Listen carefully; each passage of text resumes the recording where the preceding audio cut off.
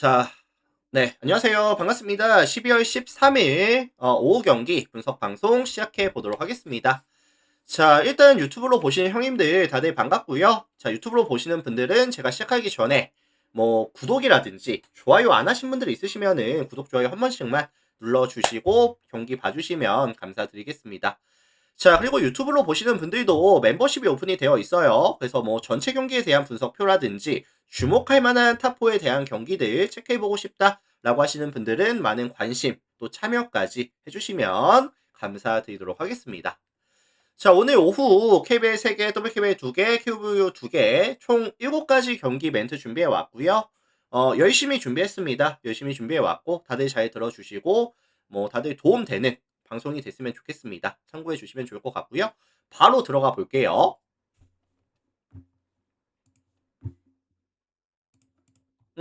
가장 먼저 살펴볼 경기는 SK랑 창원 LG 경기 먼저 보겠습니다. 자, 홈팀 SK가 직전 이제 디비전을 경기를 내주면서 연패 구간에 들어오거든요. 뭐 가장 큰 문제는 역시나 뭐 오재현이라든지 김태훈, 뭐 이민서 이런 백코트 자원들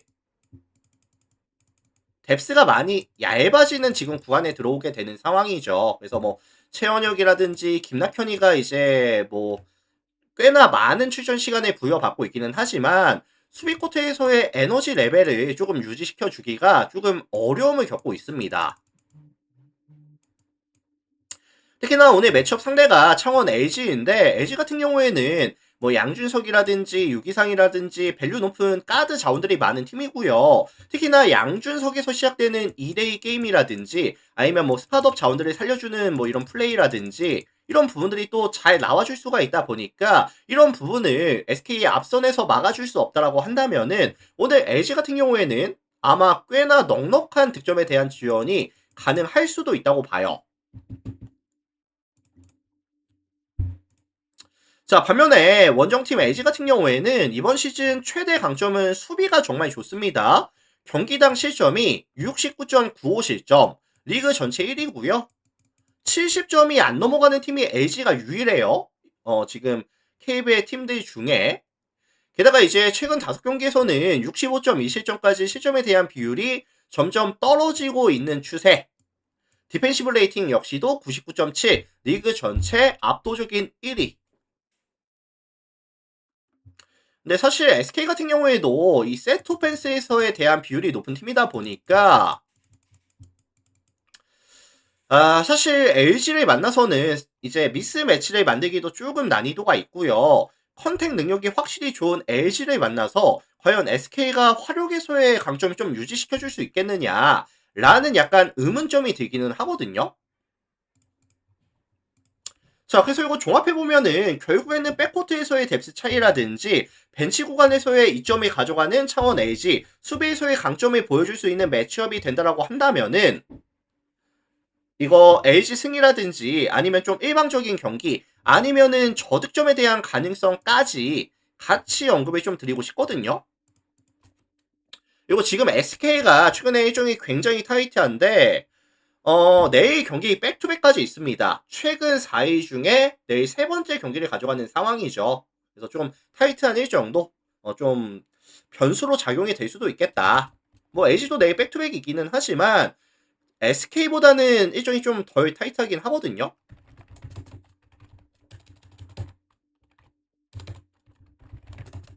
자, 그래서 요거는 LG승 2.5 마햄 151.5 언더에 대한 가능성까지 말씀을 드려보도록 하겠습니다.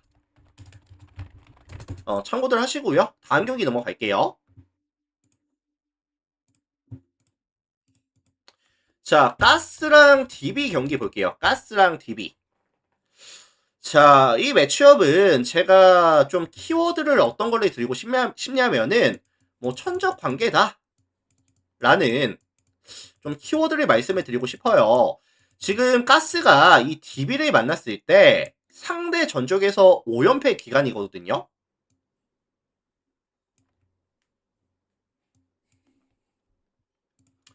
그래서 이 DB 같은 경우에는 이번 시즌 최대 강점이 뭐냐면은 뭐 알바노라든지 에런슨이라든지 게다가 최근에 이 무스타파까지 좀 살아나는 구간에 있다 보니까 이 용병들에 대한 밸류가 굉장히 높습니다. 특히나 2대2 게임으로 전개하는 과정에서 미드레인지라든지 뭐 3점 라인에서라든지 야투율도 이번 시즌 나쁘지 않거든요.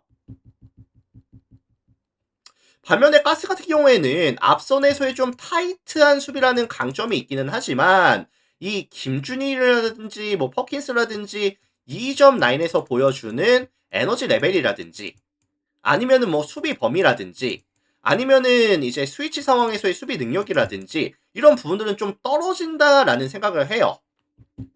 그래서 실제로 가스가 2점 라인에서 야투 허용 개수도 많은 편인데 2점 허용률이 몇 퍼센트다?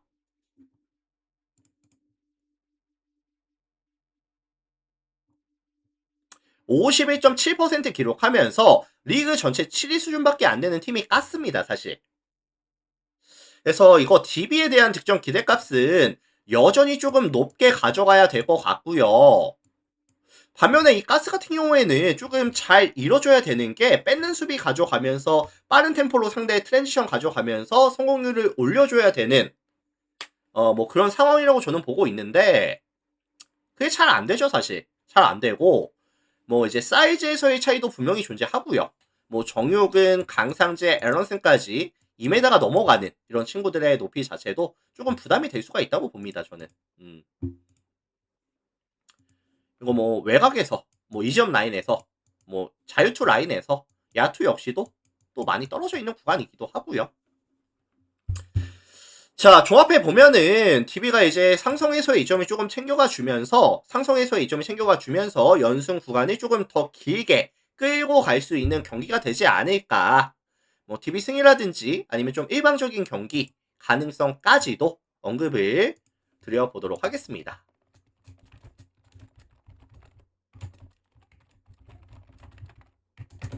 자, 참고하시면 될 것 같아요. DB 승 3.5 마헨 가능성까지 언급을 드려보도록 하겠습니다. 자, 다음 경기 모비스랑 삼성 경기 볼게요. 모비스 삼성. 자, 이 매치업이 사실 쉽지 않죠? 쉽지 않고 난이도가 조금 있는 경기라고 생각을 해요.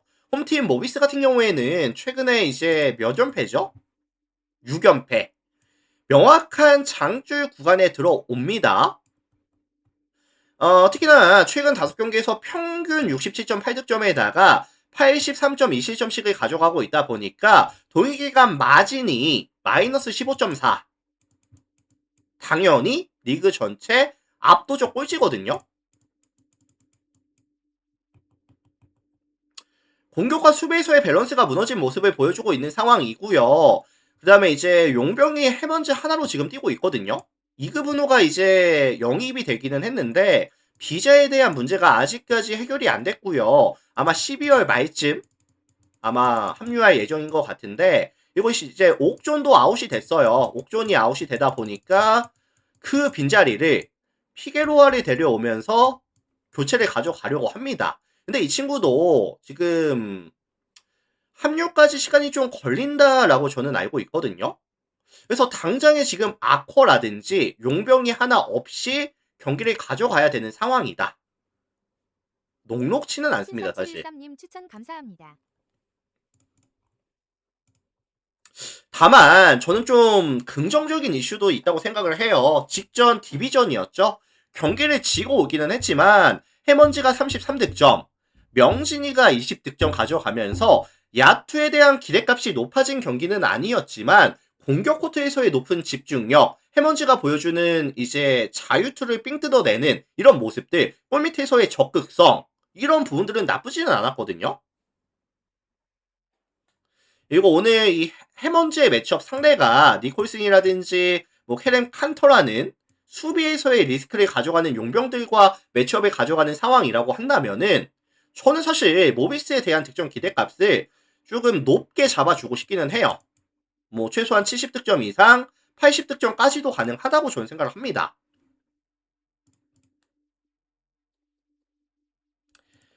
자, 반면에 원정팀 삼성 같은 경우에는 문제가 뭐죠? 일단은 뭐 최성모라든지 이대성이라는 1번 자원들이 전부 다 나가리가 됐습니다. 그 자리를 한호빈과 이관희가 지금 메꿔주고 있는 상황인데, 사실 얘네들이 땡겨 쓰다 보면은 벤치 구간은 약해질 수밖에 없거든요.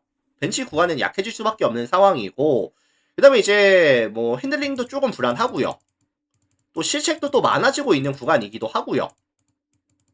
그 다음에 이제 이번 시즌 강점이었던 외곽에서의 성공률도 점점 떨어지는 추세를 보여주고 있다 라는 점도 많이 아쉽습니다, 사실.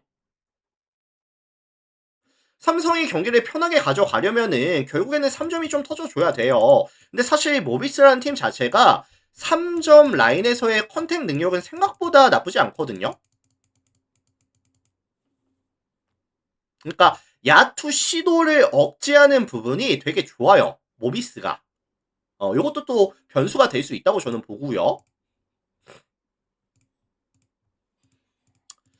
자, 종합해 보면은 요거는 사실 양 팀 다 이제 리스크가 정말 명확한 상황이기는 한데, 상성에서의 이점이라든지 홈에서의 이점을 좀 가져갈 수 있는 팀은 저는 사실 모비스라고 생각을 하거든요.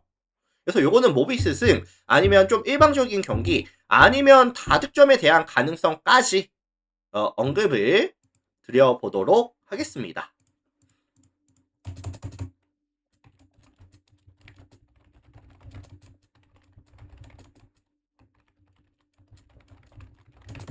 자, 참고하시면 될 것 같고요. KBL은 이렇게 세 가지 경기 다 살펴봤어요.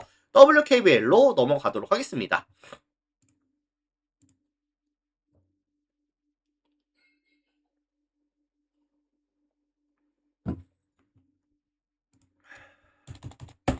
자, 신한은행이랑 썸 경기 볼게요. 신한은행 썸. 자, 요 매치업은 제가 보면서 사실 썸에 대한 선호도가 조금 높을 수 있겠다 라는 생각이 들었던 경기이기는 해요.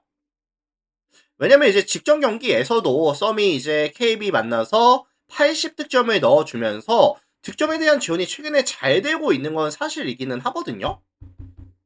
다만 조금 거슬리는 부분은 이번 시즌 썸이 홈과 원정에서의 이런 경기 기복, 특히나 득점에 대한 기복은 정말 명확하다라고 보여지고 있는 상황인데, 홈에서 가져가는 평균 득점이 72.3득점, 하지만 원정에서 가져가는 득점은 평균 4경기 동안 가져가는 득점은 55득점입니다. 이 갭의 차이가 정말 크거든요, 지금. 그래서 요거는 명확한 리스크를 좀 가져가셔야 됩니다. 썸이 원정에서 홈 데뷔했을 때 평균 득점이 거의 뭐 한 20득점 가까이 떨어지는 부분, 리스크가 될 수밖에 없죠, 요거는. 그리고 사실 뭐 썸 같은 경우에도 이런 4번, 5번에 대한 높이가 또 높은 팀은 아니다 보니까 신한같이 뭐 루이라든지 홍유순, 뭐 최은실 전체적인 높이가 또 높은 팀 상대로는 또 이제 제공권 확보에서도 좀 어려움을 겪을 수 있거든요. 그래서 이런 리스크들이 조금 존재합니다. 썸은. 자, 반면에 홈팀 신한은행 볼게요. 신한은행 같은 경우에는 아직까지는 루이가 좀 경기력이 더 올라와야 돼요. 좀 올라와 줘야 되는 상황이고, 그나마 이제 긍정적인 요소라고 한다면은 최은실에 대한 경기력이라든지 컨디션이 좀 많이 올라왔습니다, 얘는. 그래서 윙에서의 높은 에너지 레벨, 뭐 세컨 찬스를 활용한 득점, 이런 부분들이 잘 나와주고 있는 상황이고, 이번 시즌 썸이 3점 라인 수비는 나쁘지가 않아요. 다만 2점 라인에서의 야투 허용률이 46.8% 기록하면서 리그 전체 압도적인 꼴찌를 기록하고 있어요. 요것도 저는 사실 좀 변수로 작용이 될 수 있겠다라는 생각이 좀 많이 들었거든요. 그래서 요거 종합해 보면 사실 뭐 큰 점수 차이로 일방적으로 어느 한 팀이 어느 한 팀을 때려 눕히는 경기는 아니라는 생각이 들고 있는데, 사실 저는 신한이 못 이길 경기도 아니라고 보거든요. 그래서 종합해 보면은 신한의 플랜이라든지 아니면은 역배에 대한 가능성까지 같이 언급을 드려보겠습니다. 아니면 뭐 126.5 기준 언더에 대한 가능성까지 같이 말씀드려 볼게요. 그래서 이 썸의 원정에서 가져가는 야투에 대한 기대값, 그 다음에 이제 오픈 찬스를 만드는 이런 과정이 잘 안 되는 부분들, 이런 부분들이 리스크가 될 수밖에 없다. 참고하시면 될 것 같고요.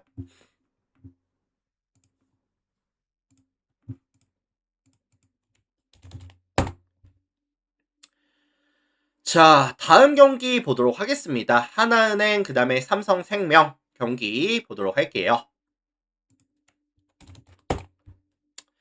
자, 이 매치업은 제가 타이틀을 뭐라고 잡아줬냐면은 5연승 장줄을 달리는 하나은행이다 라는 타이틀을 잡아줬거든요. 자, 최근 5연승 기간 동안에 평균 득점이 60점 8득점에 실점이 58실점씩을 가져가면서 동일기간 마진이 플러스 10.6이 찍힙니다. 경기를 이기는 것도 이기는 건데 평균 3포지션 이상의 차이, 많은 점수 차이로 경기를 가져오고 있다. 편안하게 가져오고 있다. 라는 점도 굉장히 긍정적인 요소라고 저는 생각을 하거든요. 그래서 이제 사키가 사실 이이지마가 공수에서의 중심을 잡아주고 있고요. 그 다음에 이제 뭐 고서연, 정혜린, 박소희, 뭐 김시용까지 탄탄한 윙 뎁스, 높은 에너지 레벨을 유지해주고 있는 상황이고, 뭐 진한이라든지 양인용이 보여줄 수 있는 높이에서의 강점, 그 다음에 이제 벤치 구간에서는 정현이라든지 김정은이가 또 공수에서의 밸런스를 또 맞춰주고 있거든요. 그래서 저는 사실 이 하나은행을 잡아내기 위해서는 필수로 필요한 요건이 뭐냐면은 3점이라고 생각을 합니다. 3점이 조금 들어가 줘야지 저는 하나은행을 잡아낼 수 있다고 보거든요. 근데 지금 삼성생명 같은 경우에는 이번 시즌 아쉬운 점이 뭐냐면은 명확하게 포스트팀이에요. 포스트에서 가져가는 공격이 많은 팀입니다. 일단 뭐 3점에서의 가져가는 야투 시도와 성공률 자체가 높지 않은 팀이고요. 야투 시도 리그 전체 꼴찌, 성공률 리그 전체 꼴찌.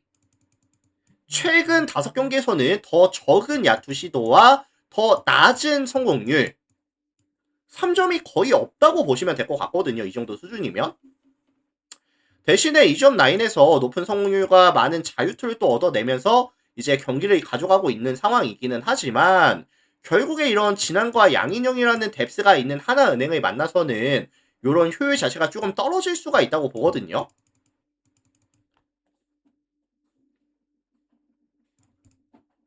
자, 그래서 이거 종합해 보면은 하나은행의 약간 고점에서의 흐름, 상성에서의 이점을 챙겨가는 상황이고 결국에는 하나은행의 승리 아니면 뭐 3.5 마헨 가능성을 언급을 드려보도록 하겠습니다. 삼성이 지금 그 뭐 키아나 스미스가 빠져나간 자리를 전혀 메꿔주지 못하고 있죠. 뭐 이해란이 득점이 많기는 하지만 슈터가 부족합니다. 슈터가 3점 라인이 공략이 안 되니까 코트를 좁게 쓸 수밖에 없어요. 굉장히 아쉽죠 이게.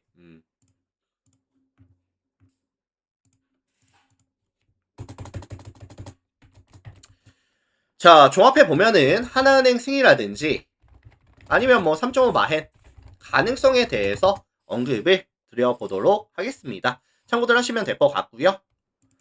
자, 다음 경기 넘어갈게요.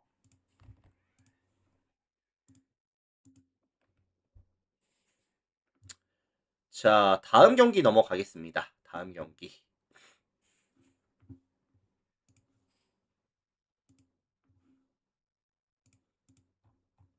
한국전력 KB 경기 살펴보도록 할게요. 일단 이 매치업도 사실 좀 난이도가 있어 보여요. 좀 어렵다라는 느낌이 좀 들었거든요. 이 경기 분석하면서. 자, 원정팀 KB 같은 경우에는 최근에 이제 3연패까지 연패 구간이 좀 길어지고 있는 상황인데, 뭐, 비에나라든지 나경복이, 야쿠, 뭐, 임성진까지 탄탄한 양쪽 날개를 갖고 있기는 하거든요.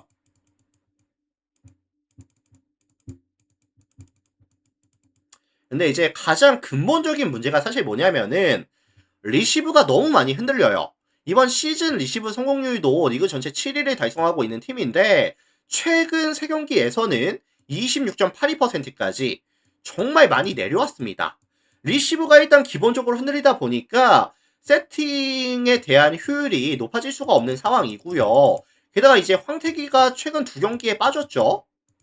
최근 2경기 이제 뭐 몸살 이슈 요걸로 좀 빠진 상황이고 오늘 나올지 안 나올지 컨디션이 괜찮을지 아직 의문입니다 사실. 그리고 이제 시즌 평균 대비했을 때 이런 성공률 자체도 굉장히 많이 떨어져 있고요. 팀 전체적인 밸런스가 굉장히 좀 많이 무너져 있다는 느낌이 많이 들거든요. 게다가 원정에서 게임을 가져갔을 때는 성공률은 떨어지고 범실은 또 늘어나는 이런 모습도 보여주고 있다 보니까 전체적인 밸런스나 최근의 흐름 자체가 많이 내려와 있는 게 사실이에요. 경기력이 안 좋습니다, 최근에. 자, 반면에 홈팀 한정 같은 경우에는 뭐 최근에 경기력이 나쁘진 않았는데 직전 홈에서 우카를 만나서 경기를 지고 왔어요. 그때 당시에 공격 성공률이 43.5%. 좀 많이 부진했었죠? 근데 저는 사실 좀 심플하게 생각을 할게요. 최저점의 손보, 원정에서 가져가는 손보보다는 홈에서의 이점이라든지 최근의 경기력이 그래도 조금 더 나은 한국전력이 가져갈 가능성이 조금 높지 않겠느냐라는 말씀을 드리면서 요거는 뭐 종합해 보면은 한전 승리 정도 가능성을 언급드려 보겠습니다.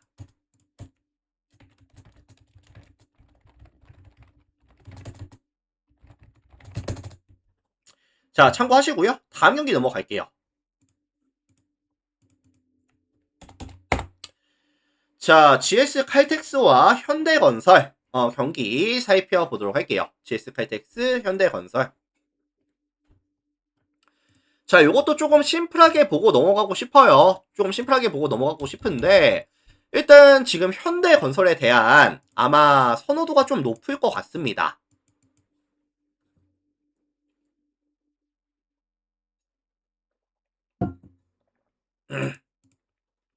홈팀 GS가 이제 직전 기업과의 경기를 가져가면서 셧아웃을 당하고 왔거든요.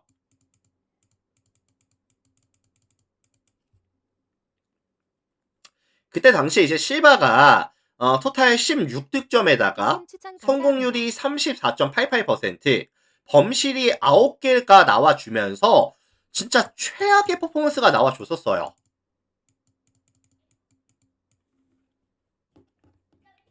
그래서 이 실바가 고점에서 이번 시즌을 시작했는데 최근에 보여주고 있는 모습은 명확하게 하향 곡선.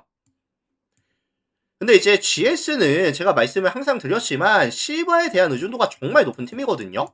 레이나까지 빠져있는 구간에서는 실바의 경기력이 이 GS 칼텍스의 경기력과 약간 직결된다 라고 보셔도 저는 괜찮다고 봅니다. 자, 반면에 원정팀 현대건설 같은 경우에는 최근에 이제 경기력이 정말 좋아요.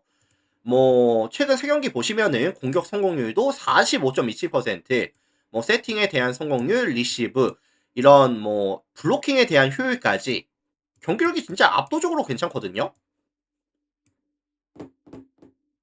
그래서 뭐 카리, 정지윤, 자스티스까지 공격 성공률이 많이 올라가고 있는 추세에다가 양효진이 또 보여줄 수 있는 이동 공격에서의 또 강점들, 뭐 전체적인 양효진과 김희진의 높이,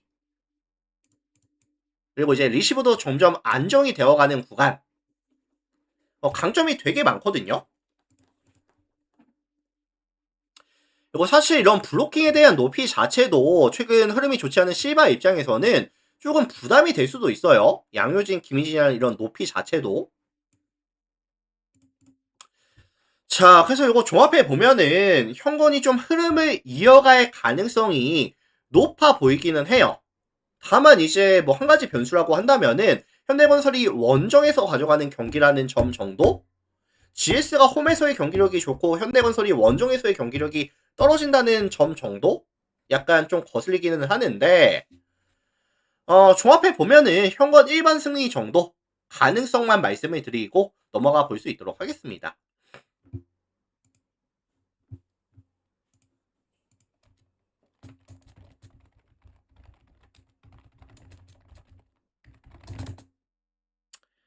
자, 이렇게 참고해 주시면 될 것 같고요. 오늘 제가 준비해온 총 7가지 경기 분석 멘트는 이렇게 해서 마무리 지어 볼 수 있도록 하겠습니다. 어쨌든 오늘도 저의 분석 멘트 들어주신 모든 형님들 다들 감사드리고요.